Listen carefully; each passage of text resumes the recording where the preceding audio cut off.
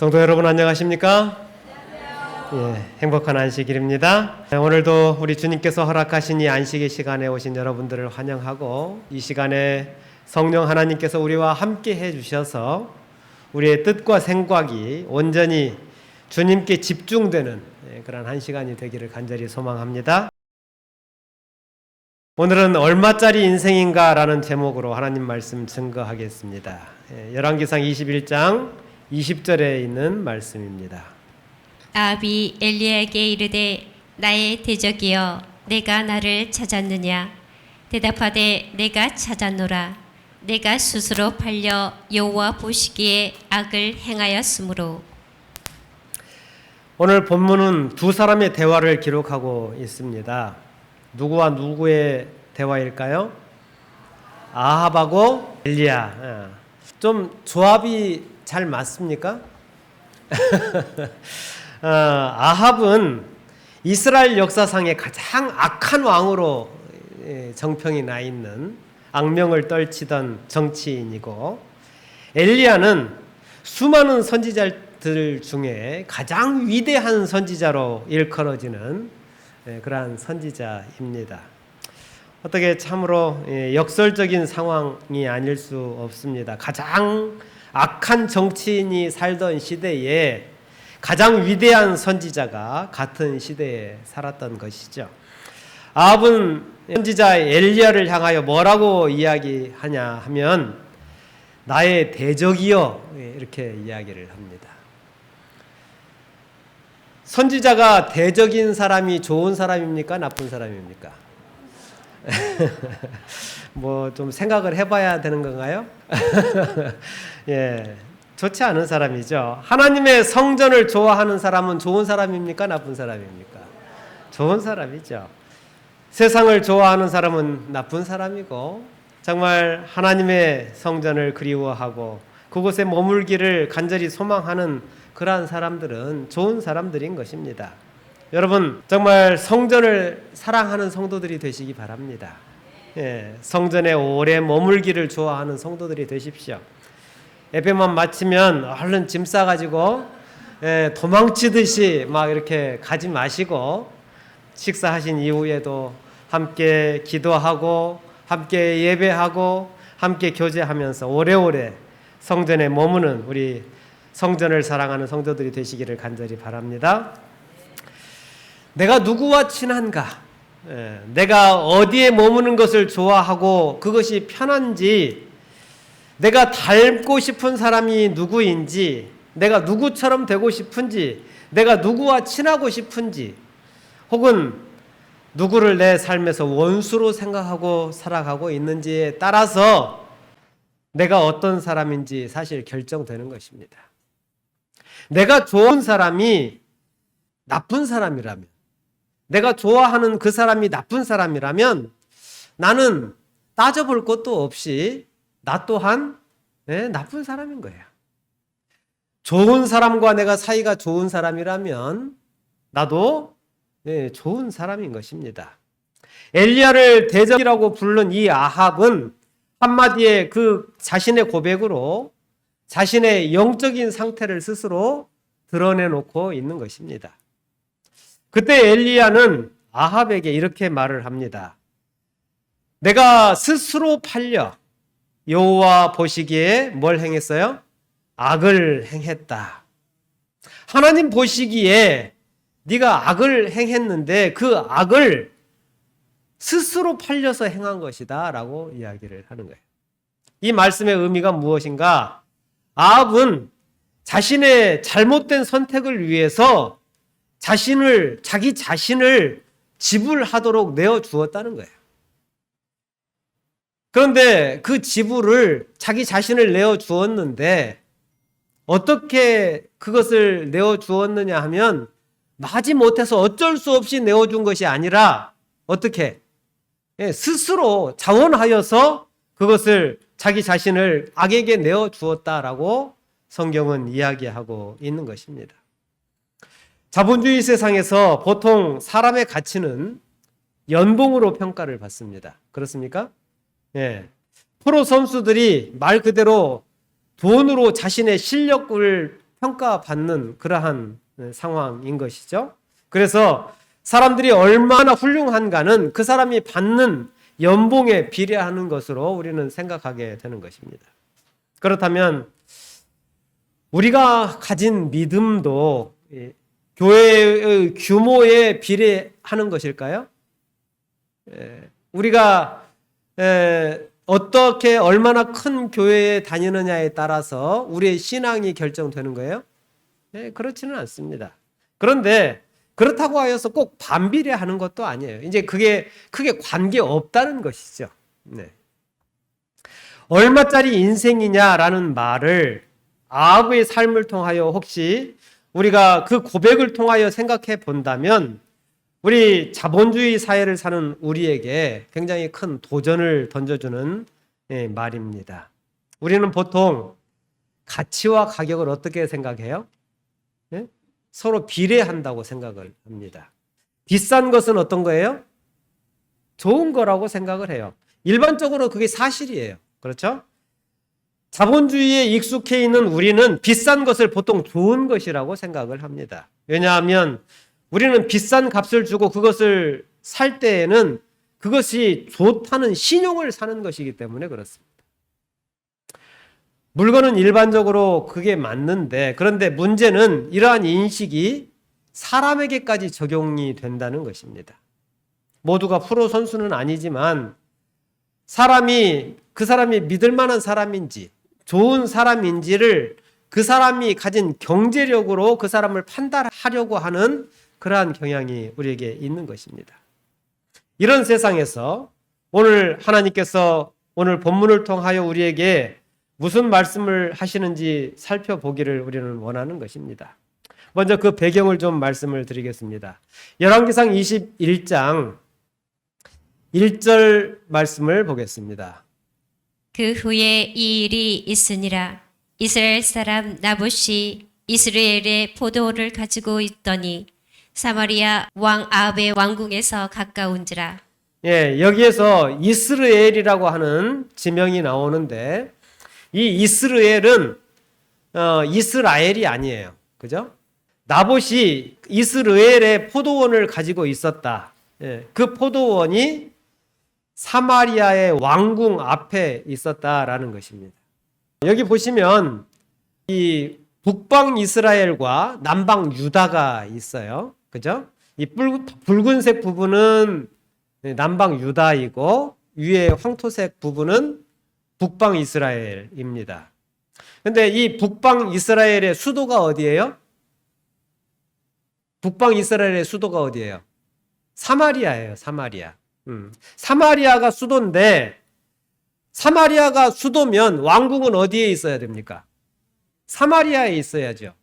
근데 사마리아 옆에 이스라엘이라고 하는 지역이 있는데 그곳에도 왕궁이 있었다는 것입니다. 이스라엘이 솔로몬 왕 당시에 르호보암이 악정을 펼치자 남방과 북방으로 이스라엘이 둘로 나뉘게 되죠. 그런데 이때 아합은 북방 이스라엘의 왕이었는데 아합에게 사마리아에도 왕궁이 있었고 이스라엘에도 여름 별장과 같은 그런 궁전이 있었습니다. 여기서 말하는 궁은 이스라엘에 있는 별장, 그 여름 궁전, 여름 별장과 같은 그러한 곳인 것이죠. 이 열왕기상 21장 2절에 보면 아합이 나봇에게 말하여 이르되 내 포도원이 내 왕궁 곁에 가까이 있으니 내게 주어 뭘 삼게 하라고? 채소밭을 삼게 하라. 내가 그 대신에 그보다 아름다운 포도원을 내게 줄 것이요 만일 내가 좋게 여기면 그 값을 돈으로 내게 주리라. 이 내용이 이해가 되시나요? 이스라엘에 아합의 또 다른 궁전이 있었는데 그 궁전 가까이에 누구의 포도밭이 있어요? 나봇이라고 하는 사람의 포도원이 있는 거예요. 그런데 그 포도원이 아합의 보기에 탐이 나는 것입니다. 내가 더 좋은 포도원을 줄 테니까 네가 가지고 있는 그 포도원을 나에게 넘겨라. 내가 다른 포도원을 너에게 주겠다. 그걸 원치 않으면 돈으로 그걸 넉넉하게 쳐주겠다. 이렇게 아합이 설득하고 있는 것입니다. 아합은 기원전 9세기부터 이스라엘의 8번째 왕이었습니다. 이스라엘에 궁전이 있었다는 것은 열왕기상 18장 45절에서도 알 수 있는데, 엘리야가 아합과 이렇게 대결을 한 산이 있죠. 거기가 어디예요? 갈멜산이죠. 갈멜산. 갈멜산에서 불이 내려와서 모든 단을 태웠던 그러한 대결의 장소인데, 그때 대결이 끝나고 난 다음에 어떻게 했어요? 비가 쏟아졌겠죠. 비가 쏟아질 때에 아합이 말을 타고 가는데 자기 궁으로 갔다고 그랬거든요. 자기 궁으로 갔는데 그때 이제 그 엘리야가 아합 마차 앞에서 달렸다고 하는 성경 이야기가 나오는데, 그때 달려간 곳, 그 아합이 갔던 곳이 이스라엘에 있는 왕궁이었을까요? 아니면 사마리아에 있는 왕궁이었을까요? 그때 갔던 왕궁이 이스라엘에 있던 그 별장과 같은 왕궁이었던 것입니다. 그렇다면 아합은 무엇 때문에 나봇의 포도원을 그토록 탐을 냈을까요? 여러분, 여러분이 정말 갖고 싶은 땅이 있다고 한번 가정을 해봅시다. 욕심나는 그 땅이 여러분에게 있는데 왜 그게 갖고 싶을까요?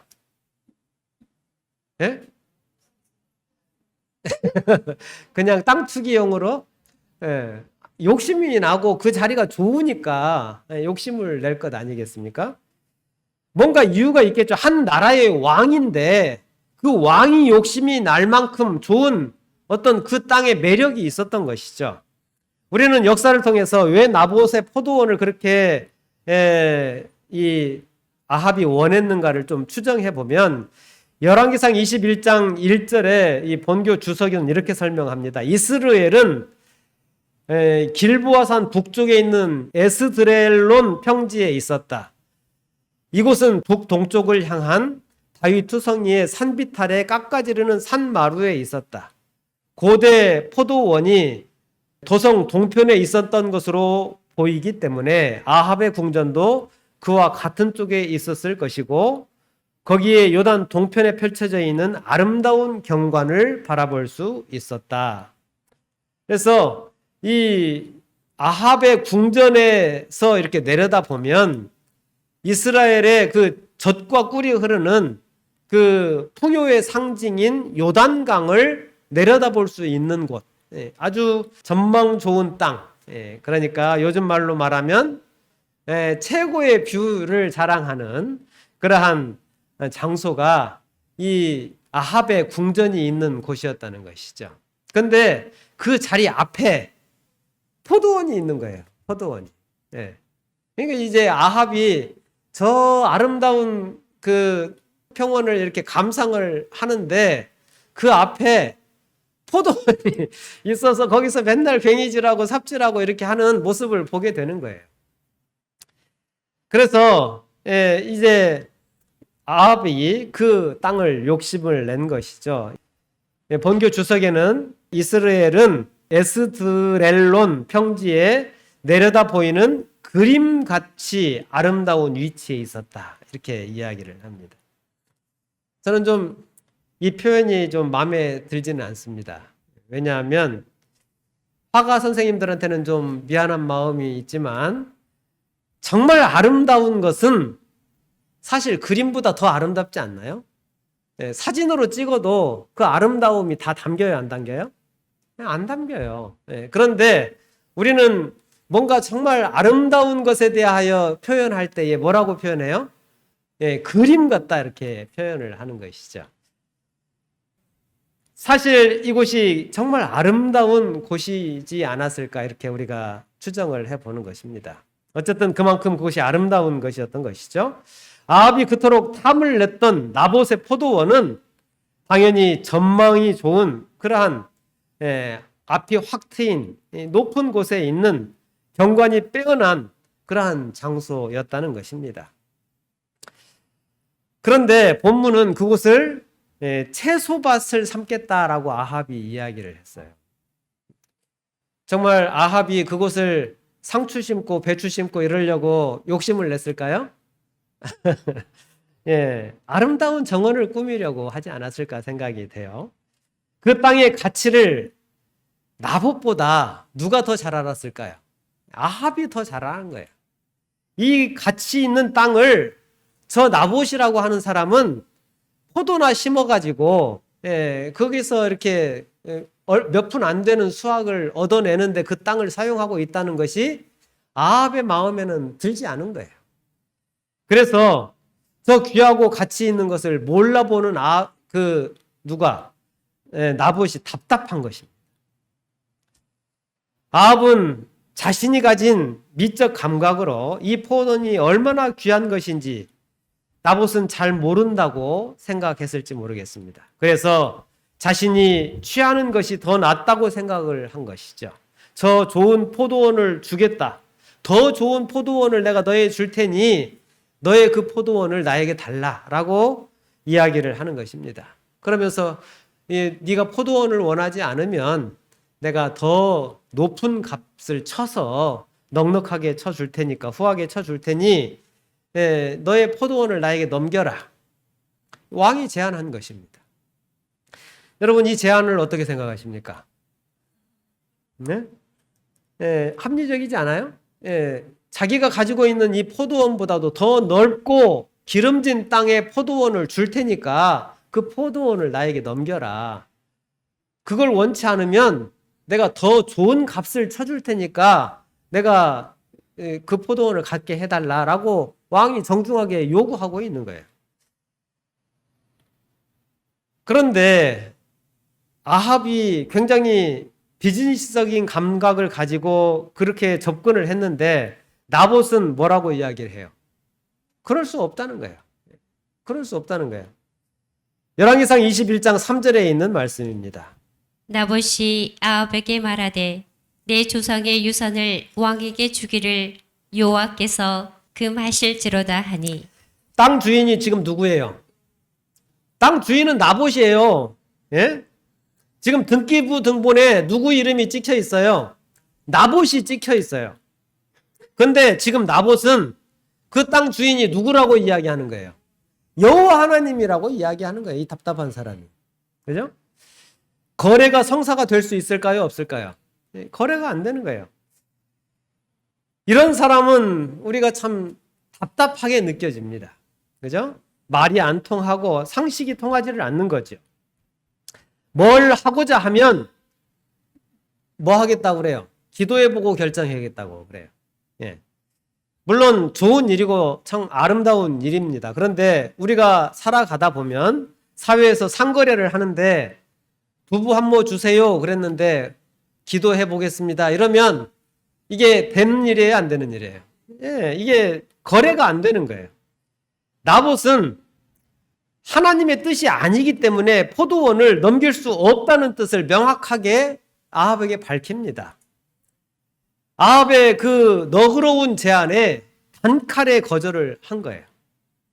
나봇에게 포도원은 돈으로 환산할 수 없는, 거래될 수 없는 어떠한 이유가 있었던 것이죠.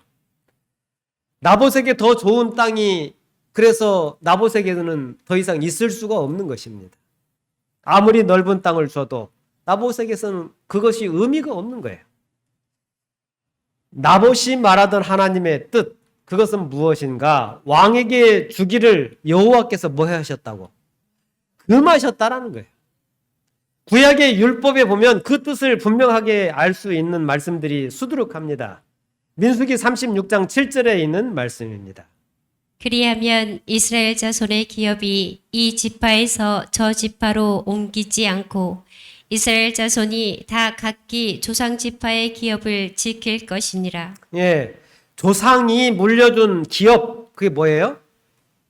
삼성 기업 뭐 이런 거예요? 아니죠. 예, 땅이에요, 땅. 예, 땅. 구약 시대에 말하는 기업은 땅을 말하는 것입니다. 구약 사람들의 재산은 땅이기 때문에 땅만을 그들은 자신의 기업으로 여기며 산 것이죠. 한마디로 말하면 그 땅을 하나님께서 처음 가나안 땅에 정복할 때에 그 조상들에게 분배를 해 주었는데 그 땅의 주인이 바뀌지 않도록 하라는 거예요. 그래서 그 명령을 지키기 위해서 이스라엘 백성들은 같은 지파끼리만 결혼을 했어요. 네. 그래서 그 땅이 다른 지파로 넘어가지 않도록 한 것입니다. 그런데 사람들이 살다 보면 땅을 팔 일이 있어요, 없어요? 예, 땅이 팔 일이 있어요. 그럼 어떻게 해요? 어떻게 하면 좋겠습니까? 예, 어쩔 수 없이 파는 거예요. 근데 하나님께서 그걸 예측하셨을까요? 못 하셨을까요? 예, 예측하셨죠. 그래서 어떤 제도를 두었느냐 하면 희년 제도를 둔 거예요. 희년 제도를. 그래서 원주인에게 희년이 되면 다시 돌아갈 수 있도록 한 것입니다. 레위기 25장 13절에 있는 말씀입니다. 이 희년에는 너희가 각기 자기의 소유지로 돌아갈지라. 25장 23절. 토지를 영구히 팔지 말 것은 토지는 다 내 것임이니라. 너희는 거류민이요 동거하는 자로서 나와 함께 있느니라. 이 토지가 누구 것이라고 여기 이야기하고 있어요? 하나님의 것이다. 오늘날 우리의 소유의 개념하고는 완전히 다르죠. 모든 생명의 근원이 하나님이라는 것입니다. 우리가 가진 재능도 하나님의 것이고 우리가 가진 시간도 우리가 가진 집도 우리의 판단하는 모든 것들이 하나님의 것이라는 것입니다. 토지는 하나님의 것이라고 성경은 분명하게 이야기합니다. 그렇다면 이런 희년 제도를 잘 이스라엘 백성들이 지키며 살았을까요? 지키지 않았을까요? 네? 희년 규정을 주었는데 여러분에게 안식일을 주었는데 여러분 안식일을 잘 지키고 있습니까? 안 지키고 있습니까? 잘 못 지키시죠? 우리에게 맡겨진 하나님의 청지기 직분이 있지만 우리가 그 청지기 직분을 잘 지키지 못하고 살아가요. 그런데 그것들에 대하여 우리는 자꾸만 변명을 합니다. 네. 뭔가 설명을 하려고 그래요. 내가 그러지 못하는 것에 대하여 이유를 자꾸 대는 거예요. 롤랑 드보라고 하는 구약 학자가 있는데 구약 학자가 희년이라고 하는 그 제목에 이런 이야기를 기록하고 있습니다. 희년의 규정들이 언제 적용되었다는 것에 대한 흔적은 실제로 전혀 찾아볼 수가 없었다. 저는 이 문장을 읽으면서 굉장히 충격을 받았어요. 희년은 하나님께서 지키라고 주신 제도이죠. 그런데 그 규정을 살펴봤는데 있다 없다. 역사에 지켰던 내용을 찾아볼 수가 없다는 거예요. 사람들이 그 땅을 하나님의 것이라고 생각했다는 거예요? 안 했다는 거예요? 안 했다는 것이죠. 자기 것이라고 생각했다는 거예요. 내 마음대로 팔고 내가 가진 내 재능은 내 마음대로 쓰고 내 뱃속에 있는 이 위장은 내 것이니까 내 마음대로 먹고 내 입이니까 내 마음대로 말을 하며 사는 거예요. 희년의 규정이 언제 적용되었는지에 대한 뭐가 없어요. 흔적조차 찾아볼 수 없다는 거예요. 참 두려운 말이 아닐 수 없습니다. 그런데 구약의 율법에는 땅이 하나님의 것이라는 근거가 수도 없이 기록되어 있습니다. 몇 가지 좀 빠르게 살펴보면 레위기 19장 9절, 레위기 23장 22절, 신명기 24장 19절에는 빈민에게 이삭을 줍도록 허용하라는 거예요. 왜? 따다가 남은 포도가 떨어지면 그걸 거둬가지 말라는 거예요. 왜? 그 땅의 주인이 나니까 이 주변에 어려운 사람들에게 나는 주고 싶다. 그러니 그거를 가져가지 말라는 것입니다.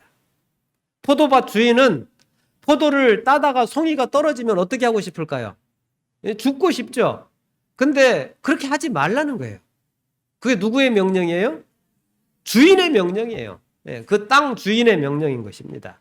가난한 사람의 몫이니까 손대지 말라는 것입니다. 신명기 23장 24절 25절에는 나그네들이 곡식밭에나 포도밭에 이렇게 들어갈 때에 자기들이 굶주림을 해결할 권리가 있다고 성경은 이야기해요. 그래서 손으로 따먹는 것에 대해서는 허용을 하라는 거예요. 예. 여러분, 포도밭에 누가 들어가서 마음대로 따먹으면 그거 허용합니까? 안 합니까? 예, 안 합니다. 근데 여기서 금하는 것은 뭘 금하냐? 아주 작정하고 낫을 들고 가서 거두는 것은 못하게 한 거죠. 그러니까 당장 내가 배고파서 들어가서 내 허기를 채우는 일은 할 수 있으되 그것을 훔쳐가는 일은 허용하지 않은 거예요. 이것이 그 땅 주인의 뜻이었던 것입니다. 원 주인은 그것을 원했다는 것이죠. 신명기 14장 22절에 토지의 10분의 1을 하나님 앞에 드리라는 것입니다. 민수기 18장에는 10분의 1을 레위인에게 드리라고 이야기를 합니다. 그리고 그 레위인들은 받은 10분의 1을 가지고 또 제사장들에게 10분의 1을 바치도록 명하고 있는 것입니다. 출애굽기 23장과 레위기 25장에는 안식년마다 토지를 쉬게 하라라고 이야기합니다. 땅도 어떻게 해야 된다는 거예요? 땅도 쉬게 하는 것이 하나님 그 땅의 원주인의 뜻이라는 것입니다. 그리고 흥미롭게도 가나안 땅을 정복할 때에 하나님께서 그 땅을 원하는 곳을 너희가 마음대로 차지하라고 하지 않으시고 하나님께서 어떤 방식을 택하셨냐면 제비를 뽑게 하셨어요. 그러니까 땅 주인이 원하는 사람에게 그 땅을 주시겠다는 뜻이 여기에 포함되어 있는 것입니다. 그러니 이 땅의 주인은 누구다? 하나님이다라는 것을 이스라엘 백성들이 깨닫기를 원하셨던 것입니다. 우리가 살고 있는 집은 내 집입니까? 하나님의 집입니까? 이렇게 말하니까 이제 하나님의 집이 되죠. 예. 그런데 우리는 그렇게 생각하지 않죠. 예. 내가 살고 있는 집은 내 것이라고 생각을 해요. 그런데 여러분이 돌아가시면 그 집은 누구 집이 될까요? 그건 우리가 알 바가 아닌 거예요. 이미 내가 살 때만 거기 머무는 것이지 내가 죽고 난 다음에 그 집이 누구에게 넘어갈 것인지에 신경 쓸 필요가 있어요, 없어요? 없는 거예요. 여러분, 하나님께서 우리에게 주신 땅, 그것을 우리는 잠시 머물다가 가는 사람들입니다. 우리가 사는 집 또한 우리가 그곳에 잠시 머물다가 가는 사람들 뿐인 거예요. 여러분, 사용할 수 있지만 그것을 내 것으로 생각하면 안 된다는 거예요. 이스라엘 백성들도 땅도 그러한 개념으로 하나님께서 그 땅을 그들에게 주신 것이죠. 레위기 25장 23절에 있는 말씀 우리 함께 한번 읽어볼까요? 시작. 토지를 영구히 팔지 말 것은 토지는 다 누구의 것이다? 내 것이다. 하나님의 것이다. 라고 하나님께서 말씀하십니다. 나봇은 이 말씀을 붙들고 있었기 때문에 왕의 제안에도 더 좋은 땅을 주겠다는 제안에도 더 좋은 값을 쳐주겠다는 제안에도 나봇은 그것을 받아들일 수가 없었던 것입니다. 하나님의 법에 관심이 없던 왕 앞에서 나봇은 하나님의 법을 여전히 지키겠노라고 이야기하고 있는 것입니다. 그러니 둘 사이가 좋을 수가 있습니까? 없습니까? 좋을 수가 없는 거예요. 내가 누구와 친하게 지내는지 생각해 보시게 되기를 바랍니다. 나와 누가 소통이 되는지 한번 생각해 보셔야 합니다. 내가 원하는 것을 무엇이든지 얻으려고 하는 자와 하나님이 원하시는 것을 행하려는 자 사이에는 항상 뭐가 생길까요? 긴장이 생기고 투쟁이 생기고 싸움이 생기는 거예요. 돈으로 뭐든지 다 살 수 있다고 믿는 자, 돈이 있으면 뭐든지 다 할 수 있다고 믿는 자와 무엇을 줘도 나는 팔 수 없다고 생각하는 자와는 거래가 될 수가 없는 것입니다. 하나님을 믿는 성도는 어떤 편에 속해야 할까요? 누군가와 거래를 할 때에 그 사람이 나에게 와서 내가 억만금을 줄 테니까 네 자식을 나에게 팔아라 이러면 거래가 돼요, 안 돼요? 예, 그건 안 되죠. 예. 근데 우리는 많은 것을 그렇게 팔아요. 내 자식은 안 된다고 여러분들이 이야기하시지만 그러나 수많은 경우에 나 자신까지도 팔고 살아가는 우리의 인생들을 우리는 발견할 수 있습니다. 당시 대부분의 사람들이 이 율법을 지키지 않았지만 적어도 나봇은 그것을 지키겠다고 결심한 사람이었던 것입니다.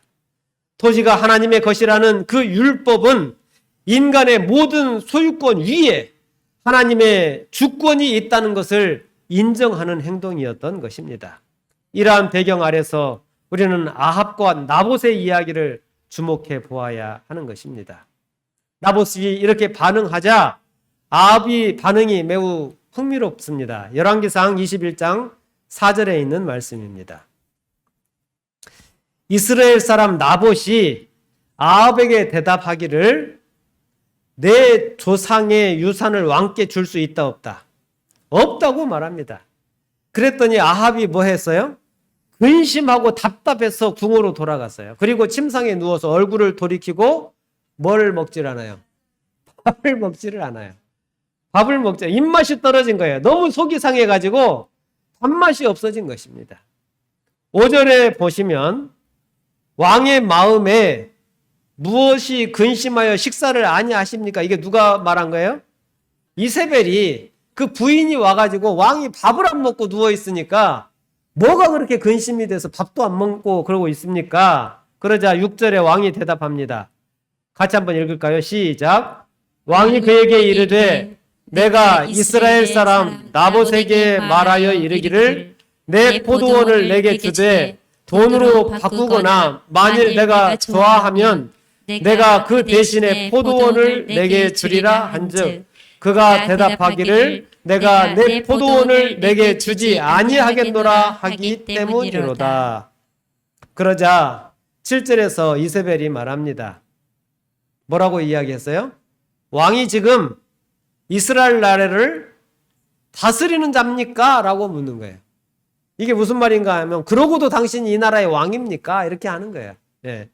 왕식이나 된 사람이 그거 하나 못 뺏어가지고 지금 밥도 안 먹고 들어 누워 있는 것이 말이 됩니까? 이런 이야기를 하는 것이죠.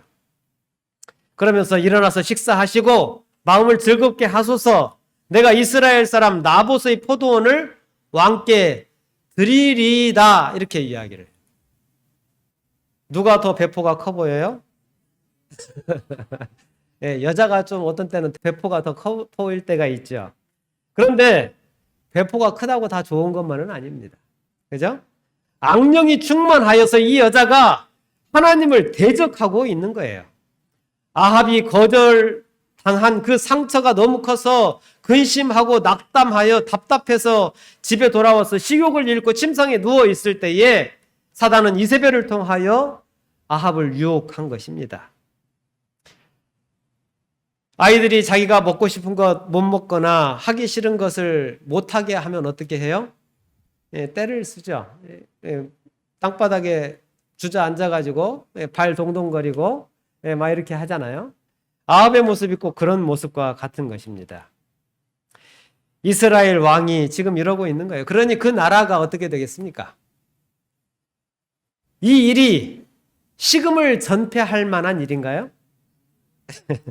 나라를 지키는 일도 아니고 백성을 위하는 일도 아니고 그저 포도원 하나를 차지하겠다고 한 나라의 왕이 밥도 안 먹고 들어 누워가지고 때를 쓰고 있는 것입니다. 여러분, 누구에게나 근심은 있습니다. 그러나 그 근심이 정말 가치 있는 것인지 우리가 한번 생각해 볼 필요가 있는 것이죠. 그들은 왜 근심을 할까요? 옛날에 선지자들도 근심을 했어요. 근데 그들의 한 근심은 동족을 구원하기 위하여 근심을 합니다. 죽어가는 백성을 살리기 위하여 그들을 살게 해달라고 금식하며 하나님께 매달리는 일을 했어요. 그들이 꼭 죽어야 한다면 대신 내가 죽을 테니 그들을 살려달라고 하면서 하나님께 매달리는 일들을 지도자들이 했고 선지자들이 했던 것입니다. 이것이 바람직한 근심이죠. 그들의 근심과 아합의 근심은 완전히 질이 다른 근심입니다. 이사야 58장 6절에는 하나님이 기뻐하는 금식이 이러한 것이라고 이야기를 합니다. 흉악의 결박을 풀어주며 멍에의 줄을 끌어주며 압제당하는 자를 자유하게 하며 모든 멍에를 꺾는 것이 아니겠느냐. 네. 하나님이 기뻐하시는 금식은 이렇도록 삶의 변화가 이루어지는 것이 하나님께서 원하시는 금식이라는 거예요. 그런데 아합의 금식은 이것과는 맞지 않는, 전혀 상관없는 금식을 하고 있는 것입니다. 우리가 대충 보면 굶는 것은 똑같아 보여요. 네. 밥을 안 먹고 들어 누워 있는 것은 똑같아 보이는데 그 금식의 이유와 동기가 완전히 다른 거예요. 물론 교회 안에도 마르다와 같이 근심을 하는 사람들이 있습니다. 누가복음 10장에 보면 예수님께서 마리아와 마르다의 집에 계실 때에 마리아는 예수님의 말씀을 듣겠다고 선택을 했고 마르다는 수종을 드는 일로 분주했습니다. 마르다가 화가 나서 나 좀 도와주게 해주십시오 라고 이야기를 했더니 예수님께서 하신 유명한 말씀이 있으시죠? 함께 읽겠습니다. 10장 41절 42절 시작. 마르다야 마르다야 내가 많은 일로 염려하고 근심하나 몇 가지만 하든지 혹은 한 가지만으로라도 족하니라. 마리아는 이 좋은 편을 택하였으니 빼앗기지 아니하리라. 여러분, 근심의 종류가 성경에 여러 있는데 문제는 이 모든 근심이 다 영적으로 바람직한 목적을 가지고 있지는 않다는 것입니다. 내 탐욕을 채우기 위한 근심이 있는데 그런 근심은 가치 있는 근심이에요? 가치 없는 근심이에요? 가치가 없는 근심이에요. 그러나 타인의 구원을 위하여 눈물을 흘리며 하는 근심은 정말 가치 있는 근심인 것입니다. 우리가 하고 있는 근심은 무엇인지 한번 생각해 보시게 되기를 바랍니다. 내 배를 채우기 위한 근심인지, 내 명예를 위한 근심인지, 내 어떤 사욕을 위하여 하고 있는 근심은 아닌지 우리가 한번 우리의 모습들을 돌아보아야 하겠습니다. 내 뜻대로 되지 않는 것을 근심하면 그것은 비록 그것이 해결이 된다 하더라도 문제인 것입니다. 아합은 포도원만 손에 넣으면 자기의 탐욕이 해결되리라고 생각을 했지만 사실은 그 근본의 문제는 포도원의 원주인이신 하나님의 뜻에 순종하지 않는 것이 그의 근본의 문제가 있었던 것입니다. 우리도 하나님의 뜻에 관심이 없이 우리의 삶을 살아가고 있지는 않은지 우리의 삶을 되돌아보아야 하겠습니다. 우리가 하루 24시간을 사는 동안에 하나님께서 나에게 원하시는 것이 무엇인지 한 번이라도 고민하고 사는지 한번 우리 스스로의 시간들을 점검해 보시게 되기를 바랍니다. 많은 사람들이 그 생각조차 하지 않고 살아가는 것이 오늘 우리의 모습들인 것을 우리는 보게 되는 것입니다. 그러므로 우리가 가치 없는 고민 때문에 식음을 전폐하고 분노하고 절망하고 있다면 우리는 회개해야 하는 것입니다. 교육 57페이지에 있는 말씀입니다. 인류의 가장 큰 결핍은 인물의 부족이다. 네, 거기까지만 읽겠습니다. 세상에서 가장 큰 결핍이 있는데 부족이 있는데 그건 뭐라고요? 인물의 부족이라는 거예요. 그런데 이 인물의 특징은 무엇인가? 매매되지 않는 사람이라는 것입니다. 어디에 이런 사람이 필요할까요? 우리 목포 중앙교회에 그런 사람이 있으면 좋겠습니까? 대답 빨리 못 하시죠? 예. 매매되지 않는 사람, 이 이야기는 굉장히 무서운 이야기인 거예요. 그죠? 내 옆에 그런 사람이 있다면 어쩌면 내가 제일 답답해 할 사람일 수 있어요. 매매되지 않는 사람, 하나님의 뜻이 무엇인지를 분별하고 그 뜻에서 어긋나는 것은 절대로 타협하지 않는 사람이 내 옆에 있다면 어쩌면 나는 숨조차 쉬지 못할 것 같이 느낄 수도 있는 거예요. 여러분, 그렇다면 나는 어떤 사람입니까? 내가 정말 매매되지 않는 사람이 내 옆에 있을 때에 내가 숨조차 쉬지 못하는 그런 사람이라면 나는 결코 좋은 사람이 아닌 것입니다. 여러분 옆에 있는 사람이 어떤 사람인지 한번 생각해 보시게 되기를 바랍니다. 정말 타협하기 좋아하고 모든 것이 좋은 것이 좋은 것으로 여기며 살아가는, 정말 물에 물 탄 듯 술에 술 탄 듯 그렇게 살아가는 그러한 인생이 내 주변에 깔려있는 인생이라면 나 또한 그런 사람인 것임을 우리가 생각하시게 되기를 간절히 바랍니다. 열왕기상 21장 16절에 아합이 나봇이 죽었다 함을 듣고 곧 일어나 이스라엘 사람 나봇의 포도원을 취하러 그리로 내려갔다. 이렇게 이야기를 합니다. 동시에 18절에 너는 일어나 내려가서 사마리아에 있는 이스라엘의 아합 왕을 만나라. 그가 나봇의 포도원을 차지하러 그리로 내려갔나니. 지금 두 사람이 만난 것이죠. 또 한 사람은 포도원을 빼앗기 위해서 내려갔고 또 한 사람은 그 사람의 그 악행을 책망하기 위하여 내려간 것입니다. 아내의 말을 듣고 남의 생명을 취하고 빼앗는 것을 누리는 사람과 하나님의 말씀을 듣고 그곳의 죄에 대하여 지적하고 그것을 잘못되었다고 이야기하기 위하여 가는 사람이 있었다는 것입니다. 우리는 어떤 사람입니까? 이 둘 중에 우리는 어느 편에 속하는 사람입니까?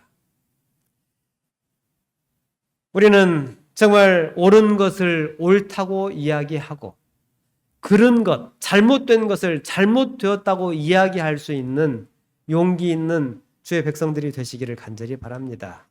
열왕기상 21장 24절에 아합에게 속한 자라고 이야기를 하면서 아합과 같은 사람들의 마지막 결말에 대해서 여기서 이야기를 하고 있고요.